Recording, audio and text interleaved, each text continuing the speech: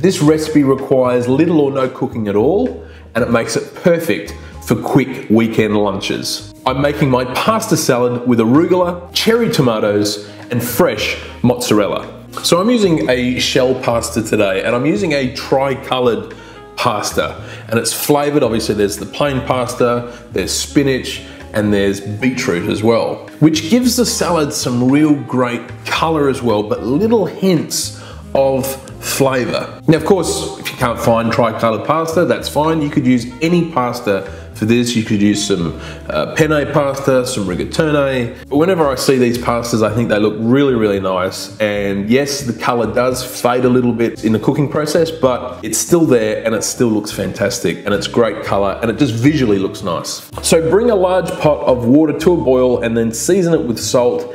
And I'm cooking the pasta for 8 to 10 minutes. Now I do stir it occasionally just to make sure nothing's sticking or anything like that. And you do want a little bit of bite to the pasta as well. You don't want your pasta soggy and collapsing and just falling apart. You want it with some guts to it still, but not undercooked, obviously. Now the secret behind this salad is the freshness of the ingredients. So the tomatoes I'm using a variety of cherry tomatoes. I've got some yellow tomatoes, I've got some green, some traditional red ones as well. And I'm just slicing them up. And again, it's colors, slightly different flavors in each of the colors. The green ones are a little bit more bitter. The red ones have that sort of contrast of being a little bit sweet as well. And those yellow ones are a little bit milder in flavor. So I slice them in half and quarter them. And while we're there, we're also gonna slice up our mozzarella as well. Fresh mozzarella is just gorgeous. You don't have to do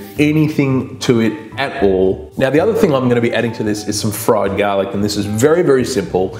Into a pan with a little bit of olive oil, over a medium to high heat, I'm going to add in some chopped up garlic. And this is only going to need about a minute. We don't want it to turn really dark and brown. We just want to get a little bit of color of it just to intensify that garlic flavor. So while the pasta's cooking, we're going to put together all of the other ingredients in a bowl and get them all mixed in. So we're going to put those tomatoes in, we're going to add the garlic, we're going to mix through arugula or rocket as well. Of course, we're seasoning it. Give it some olive oil and some fresh lemon juice as well. And the lemon juice just brings everything together. You're just seasoning everything, all these fresh ingredients together really well. And just mix that all through together. And by itself, that is a fantastic side dish. But we're adding the pasta. So our pasta's cooked, I've drained it, and now I'm going to be adding it to our tomato mixture. So just gently mix it through. It will mix itself, it will start to dress itself. Just very, very carefully fold it.